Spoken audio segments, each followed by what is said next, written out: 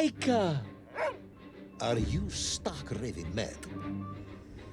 It was Laika. I am sure of it. That spirited little dog saved me. Laika saved you in her little space machine. I believe the correct term is capsule, General. Don't push your luck any further, Ivan Ivanovich. I fear it might snap. Oh, my apologies, General. In my excitement to explain what I discovered on the far side of the Metagalacticus Interiorus, I got carried away. And it happened like this.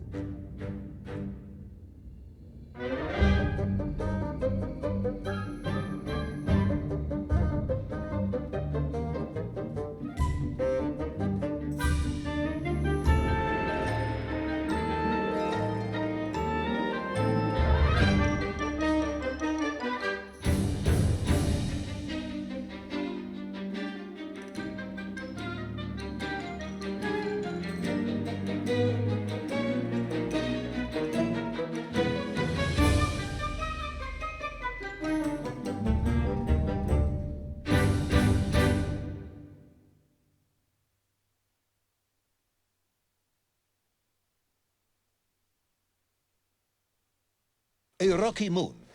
It's the center of the Earth. The source of all creation, General. A place where time flowed like rivers, and boulders of raw matter rained like comets upon the cratered rock. Another miraculous escape from death. Another happy accident. It was no accident, General. Laika took me there entirely deliberately. I'm sure of that. She continues to be a heroine and a savior and protector of our great nation.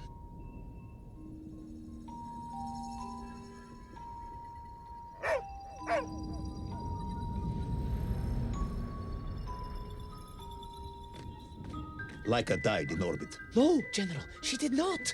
She's very much alive and happy and currently living several miles below our feet. Laika is dead, Ivan. She most certainly is not, General. This is the real world, Tavarish. A world where you did not go to the center of the Earth and Laika died in orbit. In my world, General, Laika is still alive. A better world, some may argue.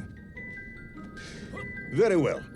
I will live in your world for a while longer, but time is running out. Ah, yes, time, General. I was just coming to that.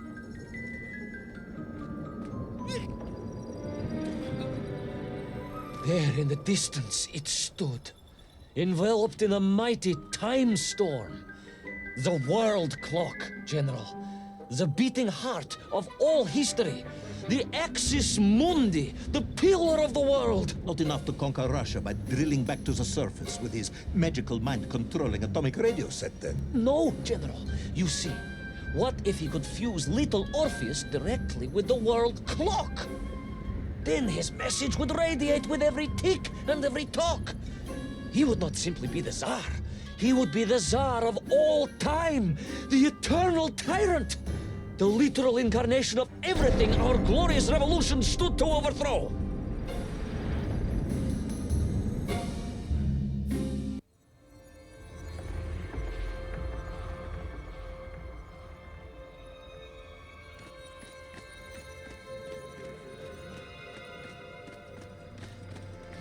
Sonikiv! Uncanny, General. But it was somehow different. I felt no cold. The waves were motionless. Indeed, it was as if I had stepped free of those rivers of time and stood on entirely motionless ground. And there in the distance, What? debris from Tsarya and tall slave mines had washed up here, almost as if I were meant to find it. And there, amongst it, the winking of steel led me to a blasting cap, and a plan began to form.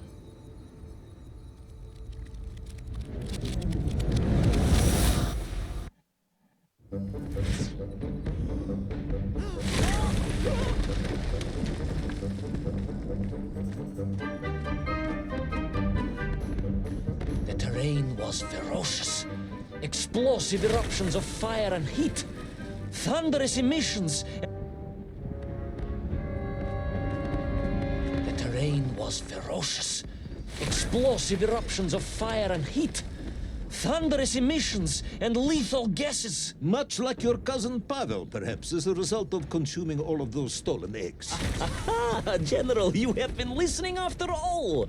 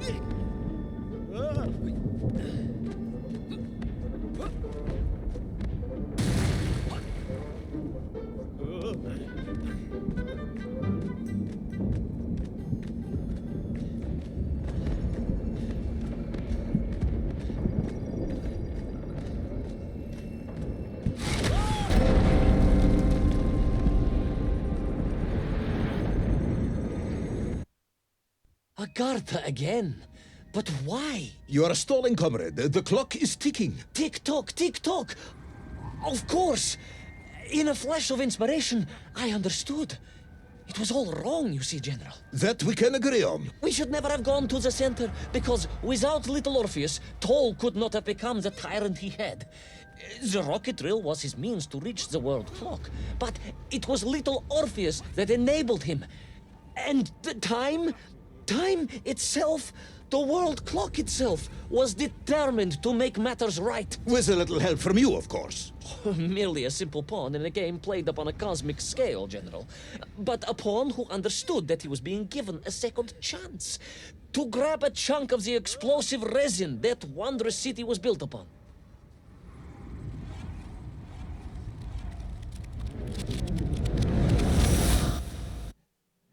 And I was back. The mighty river of time roared past me, carrying the weight of the whole of history with it. Even for you, this is a stretch. Our time is almost up. I have to submit my report within the hour. Time, General. Time was nearly up indeed. That ancient and magical river that carried me along was surely moving inevitably towards some kind of end.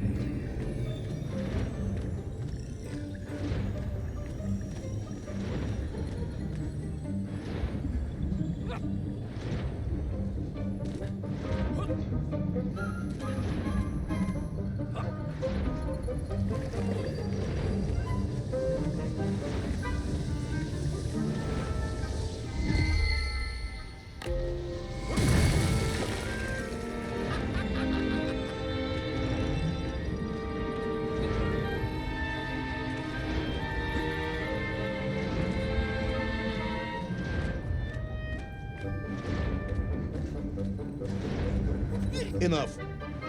No more Privalov. No more stories. No more lost worlds and space dogs.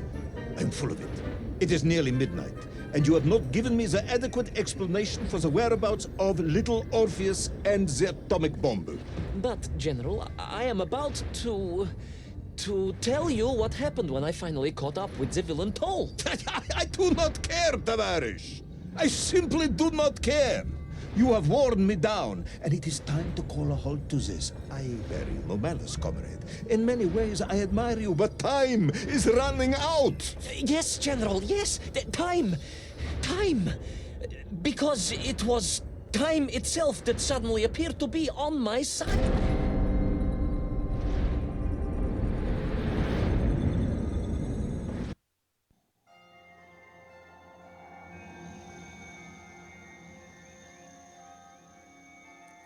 Perhaps the world clock was so impressed with your egg-wearing antics it decided to return you to Plutonia for a second attempt. I would strongly suggest you cut to the chase. The chase, yes.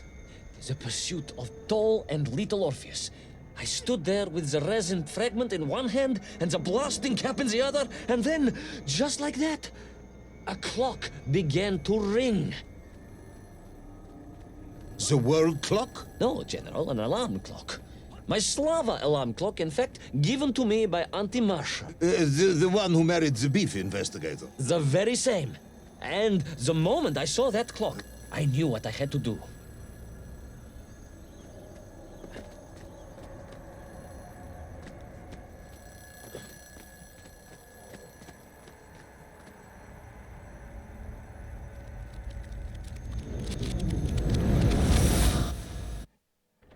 Yes, I'm waiting. A bomb, General. A bomb to destroy a bomb. So, you decided to build a bomb, eh?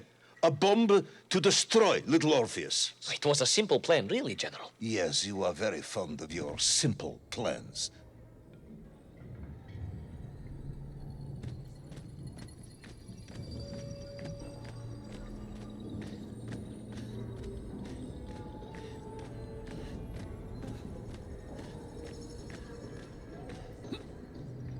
It was the last time I was to see those poor enslaved men on my journey.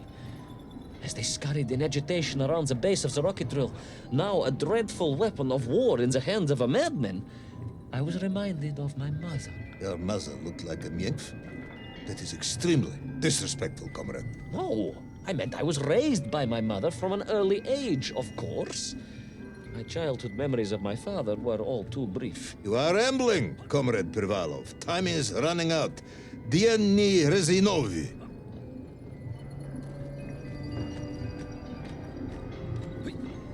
Time will run out for us all, General, will it not?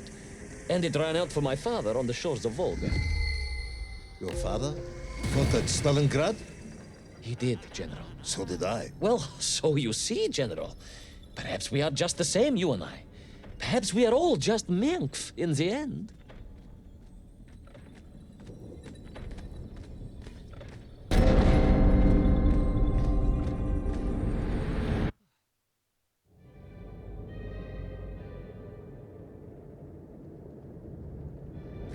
What possible use in the construction of a bomb could be found in the belly of a giant whale? Were you perhaps planning on using a worm as a fuse? That would be ridiculous, General. I would hate to undermine your otherwise entirely plausible account. You forget, General. The belly of the beast was full of shipwrecks. And on one of them, I was bound to find what I was looking for. Fuse wire. Comrade, yes, you'd forgotten all about the fuse until I reminded you, hadn't you? General, your cynicism is unbecoming to a man of your rank and stature.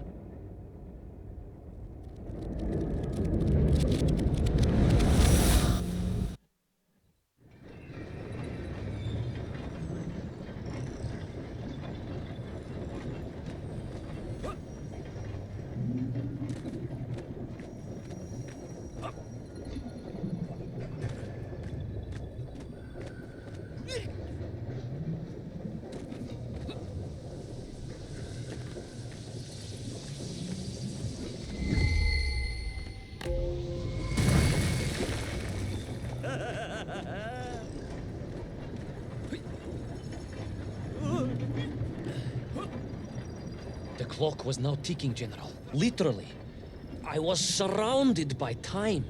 immersed in it, floating along a river of it on a raft made of history, seeking the next moment of opportunity to hurtle backwards amongst those lost worlds. I am a patient man, Tavarish. I lost 3 toes in the winter outside Sharkovskaya in 42. A drunken dentist removed 2 frostbitten toes and 1 perfectly healthy one.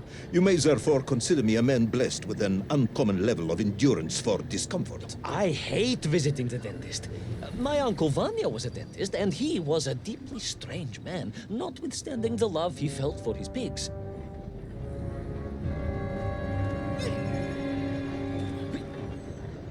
The clock was now ticking, General. Literally.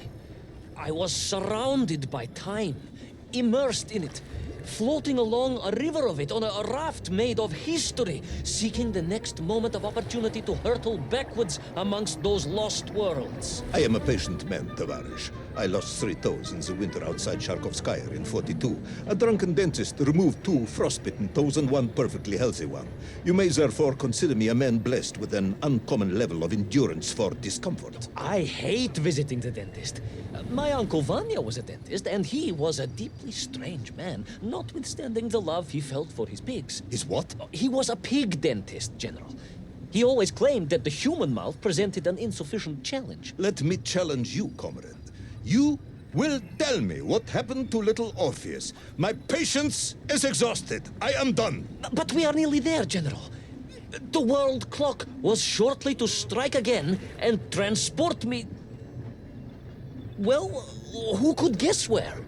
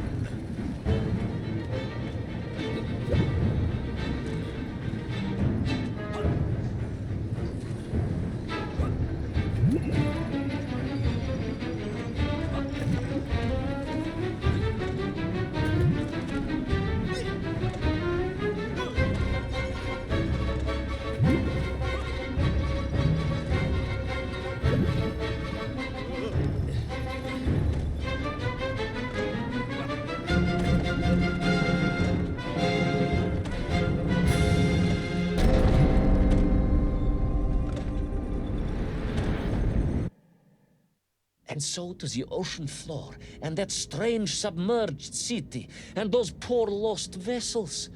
To find a shell case to hold all of my scavenged ingredients, the last piece I needed to construct my bomb. Ah, yes. I have been waiting for this. General? Time, Ivan Ivanovich.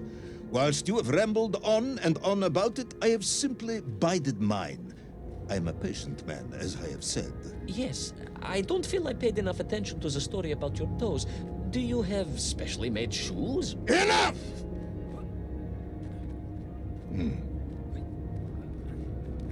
Now I have your full attention. Indulge me, Tavarish.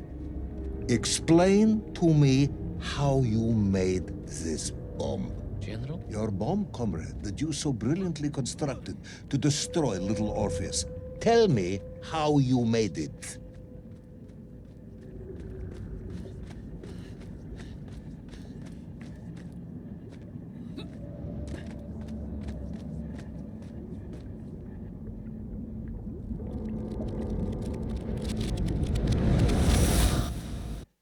Well, In detail. The type of detail that should present no problem to a man who is actually capable of building a bomb, which I suspect would be an entirely different man to one who cheated on his entrance exams for the cosmonaut program.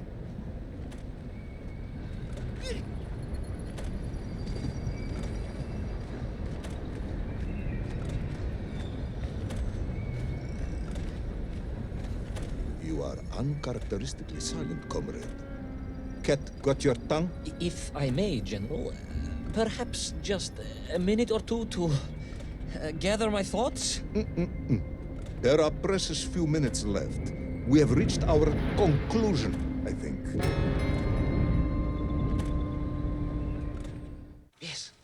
Yes, we have, General. I gazed up at the world clock and knew I had arrived at my destination. Whatever lay inside would see my journey end one way or another. But I had no idea of the marvels that awaited me. And it... The bomb, Ivan Ivanovich! Tell me how you built the bomb! It was a wonderful sight. The world... It is 2 minutes to midnight, Ivan. It is time to end the story.